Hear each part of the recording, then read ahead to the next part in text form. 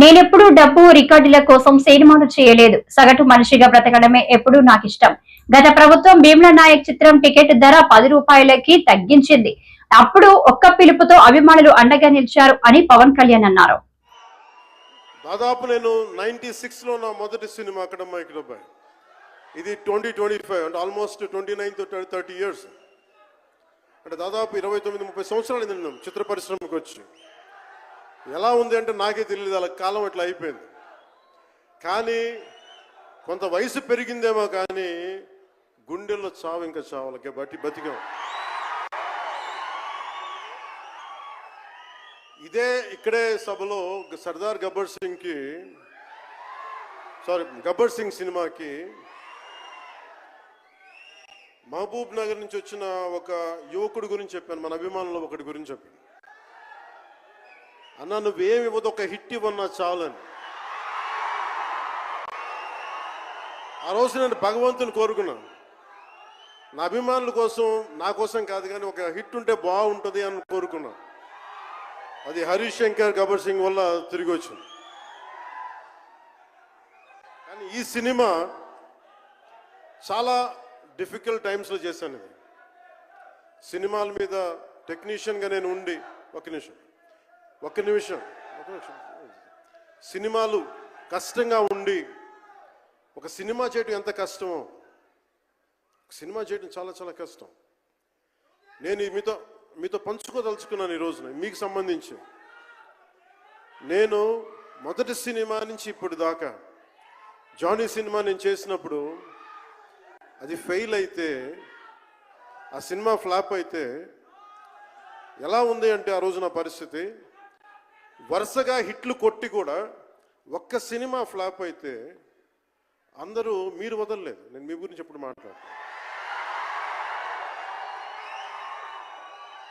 అంటే ధనం మూలం మిదం జగత్ అంటాం. అంటే అన్ని బంధాలు, కార్ల్ మార్క్స్ చెప్పిన అన్ని బంధాలు ఆర్థిక బంధాలని సినిమా పరిశ్రమలో మరింత బలంగా తెలుస్తాయి. నా రెమ్యునరేషన్ ఇచ్చేసాను అని నా దగ్గర అంతమించి డబ్బులు లేవు. కానీ ఆ రోజు నుంచి ఈ రోజు దాకా ఒకటైతే మార్పు జరిగింది. నేను చిత్ర పరిశ్రమ హిట్స్ ఫ్లాప్స్ ఇవన్నీ వదిలేసి నేను ఒకటే నమ్మాను, నా అభిమానులు నాకున్నారు, నన్ను ప్రేమించే వాళ్ళు ఉన్నారు. డబ్బుకి ఎప్పుడు నేను ప్రాధాన్యత ఇవ్వను. నేను ఇచ్చింది బంధాలకు ప్రాముఖ్యత ఇచ్చాను. మనిషి నుంచి మనిషి బంధం. నా గుండె నుంచి మీ గుండెకి 2 గుండెల దూరం అంతే. నేను ఏమి కోరుకోలే, చాలా కష్టాల్లో ఈ సినిమా చేశాం. పేరుంది, ప్రధానమంత్రి గారి దగ్గర నుంచి అందరు తెలుసు. కానీ దానివల్ల డబ్బులు రావు. మనకి డబ్బులు వచ్చే సినిమానే రావాలి. కానీ సినిమాని ఎలా చేస్తాం, మిమ్మల్ని రంజింపజేయాలి, మిమ్మల్ని ఆనందింపజేయాలి. మనకి ఖుషీ లాంటి సినిమా తీసిన ఏఎం రత్నం గారు ఎప్పుడో 2017లో ఎప్పుడో నా సినిమా వచ్చి మీరందరూ తిడతా ఉంటారు కదా నన్ను, ఎంతసేపు రీమేకులు చేస్తావు అని. కరెక్ట్, ఏం చేయమంటారు చెప్పండి. మనకెవరు పెద్ద పెద్ద దర్శకులు లేరు. మన కింద నుంచి వచ్చిన వాళ్ళం. మనకి ఒక్క నిమిషం,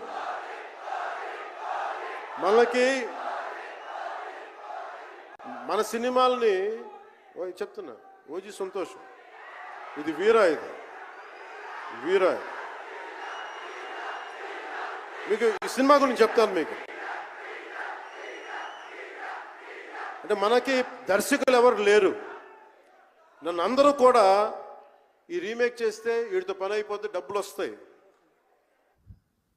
విశాఖపట్నం జిల్లా పెందుర్తి నియోజకవర్గంలో నిర్వహించిన సుపరిపాలనలో తొలి అడుగు ఇంటింటికి తెలుగుదేశం కార్యక్రమంలో పాల్గొన్న మంత్రి అచ్చెన్న, తెలుగుదేశం పార్టీ అధికారంలో ఉన్న ప్రతిపక్షంలో ఉన్న నిరంతర ప్రజల పక్షాన నిలుస్తుంది. పెందుర్తి రూరల్ మండలం గుర్రంపాలెం గ్రామంలో మన ముఖ్యమంత్రి తెలుగుదేశం పార్టీ జాతీయ అధ్యక్షులు శ్రీ నారా చంద్రబాబు నాయుడు గారు అత్యంత ప్రతిష్టాత్మకంగా తీసుకొని ఏర్పాటు చేసినటువంటి కార్యక్రమం సుపరిపాలన తొలి అడుగు. అందులో భాగంగా మీ గ్రామానికి వచ్చాను. ఇప్పుడే 4-5 ఇళ్లు తిరిగి ప్రజల సమస్యలు తెలుసుకొని మనందరం కూడా ఇక్కడ సమావేశం అయ్యాం. ఈ సమావేశానికి అధ్యక్షుడు, నాకు అత్యంత ఆప్తుడు, ఆయిల్ సీడ్ కార్పొరేషన్ అధ్యక్షుడు శ్రీ గండి బాబ్జీ గారు, అనకాపల్లి తెలుగుదేశం పార్టీ పార్లమెంటరీ అధ్యక్షుడు శ్రీ తాతయ్య బాబు గారు, ఈ నియోజకవర్గానికి తెలుగుదేశం పార్టీ తరఫున పరిశీలకులుగా భావిస్తున్నటువంటి శ్రీ రాజబాబు గారు, ఈ కార్యక్రమాన్ని ఏర్పాటు చేసినటువంటి మీ అందరి అభిమాన నాయకుడు సోదరుడు అజయ్ కుమార్ గారు, ఈ గ్రామానికి ఎంపీటీసీ సభ్యురాలు శ్రీమతి మాలతి గారు, పెందుర్తి నియోజకవర్గం తెలుగుదేశం పార్టీ అగ్ర నాయకులందరికీ, ఈ సమావేశంలో పాల్గొన్నటువంటి సోదరీమణులు, పాత్రికేయ మిత్రులు, ప్రతి ఒక్కరికి పేరు పేరున హృదయపూర్వకమైనటువంటి నమస్కారాలు, అభినందనలు తెలియజేస్తున్నాను. తెలుగుదేశం పార్టీ విశ్వవిఖ్యాత నట సార్వభౌముడు నందమూరి తారక రామారావు గారు 1982లో ఏర్పాటు చేశారు. అంటే ఈ రోజుకి 42 సంవత్సరాలు మనం పూర్తి చేసుకున్నాం. ఈ 42 సంవత్సరాల సుదీర్ఘ ప్రయాణంలో కొన్నిసార్లు అధికారంలో ఉన్నాం, కొన్నిసార్లు ప్రతిపక్షంలో ఉన్నాం. తెలుగుదేశం పార్టీ అధికారంలో ఉన్నా ప్రతిపక్షంలో ఉన్నా నిరంతరం ప్రజల పక్షాన పనిచేస్తున్నటువంటి పార్టీ తెలుగుదేశం పార్టీ. నేను 6 సార్లు ఎమ్మెల్యేగా గెలిచాను. రాష్ట్రానికి ఎంతో మంది ముఖ్యమంత్రులను చూశాను, కానీ ఎప్పుడు నేను ఇబ్బందులు పడలేదు. తెలుగుదేశం పార్టీ అధికారంలో ఉంటే అధికారాన్ని ఉపయోగించి ప్రజలకి సేవ చేసేవాళ్ళం. తెలుగుదేశం పార్టీ ప్రతిపక్షంలో ఉంటే ప్రజల పక్షాన పోరాటం చేసి ప్రజల సమస్యలు ప్రభుత్వం దృష్టికి తీసుకొచ్చి పరిష్కారానికి మార్గం చూపేవాళ్ళం. కానీ ఈ 42 చరిత్రలో ఎప్పుడూ లేని విధంగా 2019-24 ఒక దుర్మార్గమైనటువంటి వ్యక్తి, రాజకీయాలకి పనికి రానిటువంటి వ్యక్తి ఒక్క అవకాశం అని చెప్పి తండ్రి పేరు బాబు షూరిటీ మోసం గ్యారంటీ 26వ వార్డు కార్యక్రమంలో మాట్లాడుతున్న విశాఖ ఉత్తర నియోజకవర్గ సమన్వయకర్త, విశాఖపట్నం జిల్లా అధ్యక్షుడు కె రాజు. నిశ్చింతగా మన రాజకీయాల్లో ఉన్నాం, అధికారంలో ఉన్నాం, ఎన్నికల ముందు ఈ మాటలు మాట్లాడాం, వీటిని ప్రజలు గమనిస్తారు అని కూడా ఆలోచన కూడా లేకుండా మాట్లాడి నేనే కూడా వాళ్ళ గుర్తు లేనట్టు ఒక గజనీల్లో వ్యవహరిస్తూ ఈ రోజు ఈ రాష్ట్ర పరిస్థితిని, ముఖ్యంగా ఈ రాష్ట్రానికి ప్రజలకు అందించాల్సిన సంక్షేమ పథకాల విషయంలో నిర్లక్ష్య ధోరణితో వెళ్తా ఉన్నారు.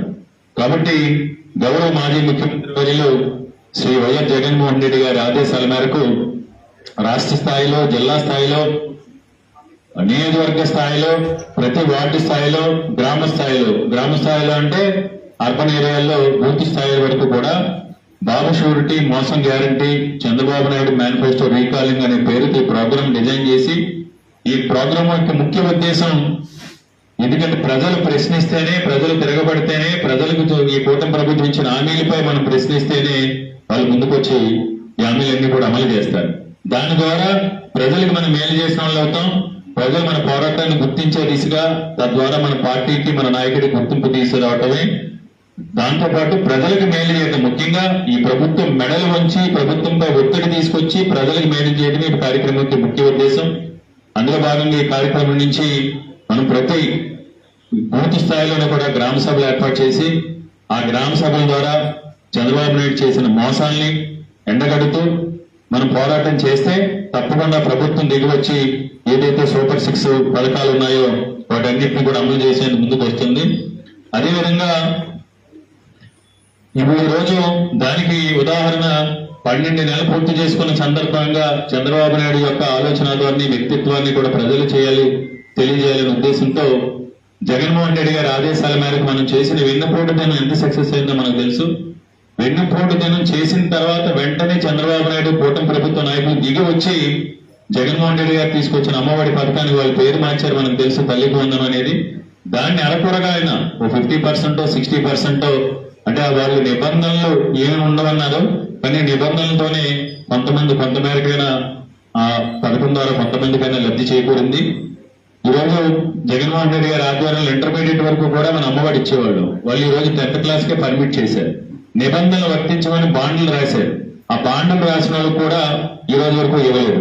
ఈ విషయాలన్నింటినీ ఒక PR కోడ్ రూపంలో పార్టీ అధిష్టానం రూపొందించడం జరిగింది. మన ఇక్కడ ఉన్న వైఎస్ఆర్ కాంగ్రెస్ పార్టీ కుటుంబ సభ్యులందరూ కూడా మనం చేయాల్సింది, ప్రతి ఒక్కరి దగ్గర ఈరోజు స్మార్ట్ ఫోన్స్ ఉన్నాయి. స్మార్ట్ ఫోన్స్ లో గూగుల్ లింక్ ఓపెన్ చేసి గూగుల్లో QR కోడ్ డౌన్లోడ్ చేస్తే చంద్రబాబు నాయుడు, పవన్ కళ్యాణ్ కలిసి వాళ్ళ అధికారంలోకి వస్తే, కూటమి ప్రభుత్వం అధికారంలోకి వస్తే ఏం చేస్తారని చెప్పారో వాళ్ళు ఇచ్చిన వాగ్దానాలు. జగన్మోహన్ రెడ్డి గారు చేసిన సంక్షేమ పథకాలు ఉంటాయి, జగన్మోహన్ రెడ్డి గారు మాట్లాడే వీడియోలు కూడా ఉంటాయి. ఇది మన కర్తవ్యం. ఈ QR కోడ్ ని డౌన్లోడ్ చేసి ప్రతి మన 26వ వార్డులో ఉన్న లబ్ధిదారులు, ప్రజలు ఎవరైతే ఉన్నారో ప్రతి ఒక్కరికి చేరవేయడం ఈ కార్యక్రమం యొక్క ముఖ్య ఉద్దేశం. కాబట్టి ఇందులో మీకు జగన్మోహన్ రెడ్డి గారు ఉన్నప్పుడు అందరికీ ఈ పథకాలు కూడా మనం డిస్కస్ చేయాలి. జగన్మోహన్ రెడ్డి గారు ఉన్నప్పుడు జగనన్న అమ్మఒడి, జగనన్న వసతి దీవెన, జగనన్న విద్యా దీవెన, వైఎస్ఆర్ ఉచిత పంటల బీమా, రైతులకు ఇన్పుట్ సబ్సిడీ, వైఎస్ఆర్ 0 వడ్డీ, వైఎస్ఆర్ కాపు నేస్తం, వైఎస్ఆర్ నేతన్న నేస్తం, జగనన్న చేదోడు, కూటమి పార్టీలకు వైఎస్ఆర్ కాంగ్రెస్ పార్టీ నాయకుల మీద కక్ష సాధింపు కేసులు, అరెస్టుల మీద ఉన్న శ్రద్ధ ప్రజలకిచ్చిన హామీలు అమలు చేయడంపై లేదని మాజీ మంత్రి అమర్నాథ్ స్పష్టం చేశారు. విశాఖపట్నం వైఎస్ఆర్ కాంగ్రెస్ పార్టీ కార్యాలయంలో మీడియాతో మాట్లాడుతూ దగ్గర నుంచి గ్రామాల్లో ఉన్నటువంటి వైఎస్ఆర్ కాంగ్రెస్ పార్టీ నాయకుల దగ్గర నుంచి చివరికి రాష్ట్ర స్థాయిలో ఉన్నటువంటి నాయకత్వం వరకు అనేక కేసులు, దాదాపు 2700 2800 కేసులు ఈ గత 15 మాసాల్లో ఈ ప్రభుత్వం పెట్టింది. ఈ మధ్యకాలంలో కూడా మీరు అందరూ చూశారు, మా పార్టీ సీనియర్ పార్లమెంటేరియన్ 3 సార్లు మూడోసారి ఎంపీగా వ్యవహరిస్తున్నటువంటి మిథున్ రెడ్డి గారి మీద మొన్న రీసెంట్గా వారిని విచారణకు పిలవడం, వారిని అరెస్ట్ చేయడం, నిన్న సెంట్రల్ జైలు కూడా తరలించడం, రిమాండ్కి వేయడం అనేటువంటిది మీరు అందరూ కూడా చూశారు. వాస్తవానికి రాష్ట్రంలో ఉన్నటువంటి ఇన్వెస్టిగేషన్ ఏజెన్సీస్ రాష్ట్ర ప్రభుత్వం కింద అనేకమైనటువంటి ఉంటాయి. సిఐడి ఉంటుంది, డిపార్ట్మెంట్ అనుకున్నటువంటి డిఫరెంట్ ఏజెన్సీస్ ఉంటాయి, లేదా వీరు నియమించినటువంటి స్పెషల్ ఇన్వెస్టిగేషన్ టీమ్స్ ఉంటాయి. ఈరోజు ప్రధానంగా నడుస్తున్నటువంటి ఈ సిట్ ఎంక్వైరీ, ఈ లిక్కర్ దాని మీద ఏదైతే ఈ అక్రమ కేసు ఏదైతే ఉందో, ఈ అక్రమ కేసు మీద నడుస్తున్నటువంటి సిట్ ఎంక్వైరీ, సిట్ని నియమించారు. ఇందులో కొంతమంది అధికారులని పెట్టడం జరిగింది. కానీ తీరా చూస్తే అసలు సిట్ ఎంక్వైరీ అనేటువంటిది అందులో ఉన్నటువంటి అధికారులు చేస్తున్నారా, లేకపోతే ఈ రాష్ట్రంలో ఉన్నటువంటి 2 ప్రధానమైనటువంటి పత్రికలు, తెలుగుదేశం పార్టీకి గెజెట్ పేపర్ లాంటి 2 పత్రికలు, ఈ ఈనాడు, ఆంధ్రజ్యోతి చేస్తున్నటువంటి ఈ వీరి విచారణని సిట్టు వారి విచారణగా టేకప్ చేస్తున్నా అనేటువంటి అర్థం కావట్లేదు. ఎందుకంటే ఏదన్నా ఒకరి మీద ఒకరిని అరెస్ట్ చేసే ముందో, లేదా ఫలానా వ్యక్తిని రిమాండ్కి తీసుకునేటువంటి దానికి ముందో ఓ ప్రధానమైనటువంటి స్టోరీ వస్తుంది. ఈనాడులో ఒక బ్యానర్ ఐటము, ఆంధ్రజ్యోతిలో ఒక బ్యానర్ ఐటము. దాని నుంచి ఓ వారం రోజుల్లోనో 10 రోజుల్లోనో మనం ఏం జరగబోతుంది అనేటువంటిది మనకు అర్థమైపోతుంది. ఈరోజు సరే, నిన్న మిథున్ రెడ్డి గారిని చేశారు. రాష్ట్రంలో ఉన్నటువంటి పార్టీ నాయకత్వం కానీ, సామాన్య ప్రజలు కానీ అందరూ కూడా దాన్ని తీవ్రంగా ఖండించాం.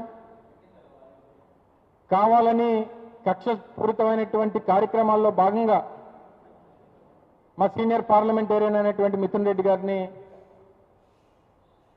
నిన్న అరెస్ట్ చేయడం జరిగింది అనేటువంటిది మా మాజీ ముఖ్యమంత్రి జగన్మోహన్ రెడ్డి గారి దగ్గర నుంచి అందరం కూడా దాన్ని తీవ్రంగా ఖండించాం. తీరా ఈరోజు చూస్తే ఇది ఈనాడు పేపర్. రేషన్ డిపోల ద్వారా సరఫరా చేస్తున్న పీడీఎస్ బియ్యం ను ఎవరైనా సరే అక్రమంగా నిల్వ చేసినా విక్రయించినా సంబంధిత వ్యక్తులపై చట్ట ప్రకారం చర్యలు తీసుకుంటామని గంట్యాడ పౌర సరఫరాల శాఖ ఉప తహసీల్దార్ మూర్తి హెచ్చరించారు. అందరికీ నమస్కారం అండి. విజయనగరం జిల్లా గంట్యాడ మండలం పౌర సరఫరాల విభాగం ఆగస్టు 1వ తారీఖు నుంచి 15వ తారీఖు వరకు చౌకధర దుకాణాల ద్వారా రేషన్ పంపిణీ అనేది జరుగుతుంది. అదేవిధంగా 60 సంవత్సరాలు దాటి వాళ్ళు ఎవరైతే ఉన్నారో వాళ్ళకి జూలై 26వ తారీఖు నుంచి 30వ తారీఖు లోపల రేషన్ డీలర్ విధిగా కార్డుదారులకు ఇంటికి వెళ్ళి వాళ్ళకి రేషన్ అనేది ఇంటి వద్ద ఇవ్వడం అనేది జరుగుతుంది. డీలర్స్ అందరికీ కూడా సమావేశాన్ని ఏర్పాటు చేసి పై సూచనలన్నీ కూడా జారీ చేయడం అనేది. అదేవిధంగా గంట్యాడ మండలంలో ఉన్నటువంటి డీలర్స్ అందరూ కూడా సమయపాలన పాటించాలని, ఉదయం 8 గంటలకల్లా షాపులు తీసి రేషన్ పంపిణీ చేయాలని కూడా చెప్పడం జరిగింది. అదేవిధంగా ఉదయం 8 గంటల నుంచి 12 గంటల వరకు, అలాగే సాయంత్రం 4 గంటల నుంచి రాత్రి 8 గంటల వరకు రేషన్ పంపిణీ విధిగా ఇవ్వాలని చెప్పడం జరిగింది. కార్డుదారులందరూ కూడా ఈ యొక్క అవకాశాన్ని వినియోగించుకుని రేషన్ అనేది డీలర్ షాప్ నుంచి పొందాలని తెలియజేస్తున్నాం.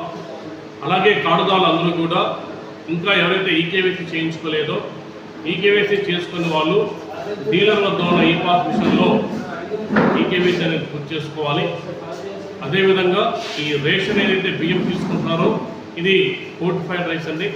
ఇందులో బలవర్ధకమైనటువంటి ఆహారం ఉంటుంది కాబట్టి మనకి కావాల్సిన ఐరన్ మొదలగు ఐటమ్స్ ఇందులో ఉంటాయి కాబట్టి వీటిని వాడినట్లయితే మనకు ఆరోగ్యం చాలా బాగుంటుంది.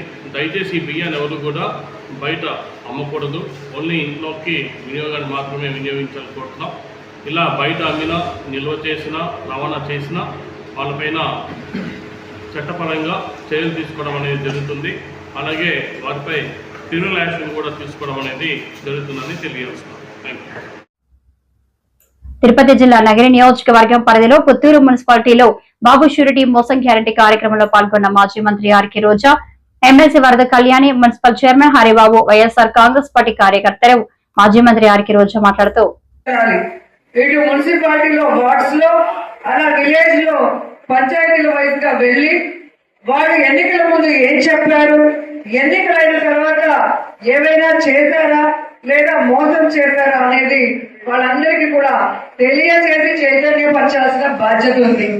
ఎందుకంటే మనం అనుకున్నాం జగనన్న ప్రతి ఇంటిలో ఎంతమంది పేదవాళ్ళు, ఎంతమంది వెల్ఫేర్ స్కీమ్స్ కి అర్హులున్నారో కులం, మతం, పార్టీ చూడకుండా అందరికీ చేశాం కాబట్టి అందరూ మనకు ఓటేసేస్తారు అనుకున్నాం. కానీ చంద్రబాబు నాయుడు జగన్ ఇచ్చేటు అన్ని ఇస్తూ మళ్ళీ అమ్మఒడి ఒకరుంటే 15,000, ఇద్దరుంటే 30,000, ముగ్గురుంటే 45,000 ఇస్తామని అబద్ధపు వాగ్దానం చేశాడు. ఇంట్లో 18 సంవత్సరాలు దాటిన మహిళ ఎంతమంది ఉంటే అంతమందికి మళ్ళీ డబ్బులు ఇస్తారు 1500 చెప్పడం జరిగింది. అలాగే రైతు భరోసా 20,000, అన్నదాత సుఖీభవ అన్న పేరుతో ఇస్తానని చెప్పడం జరిగింది.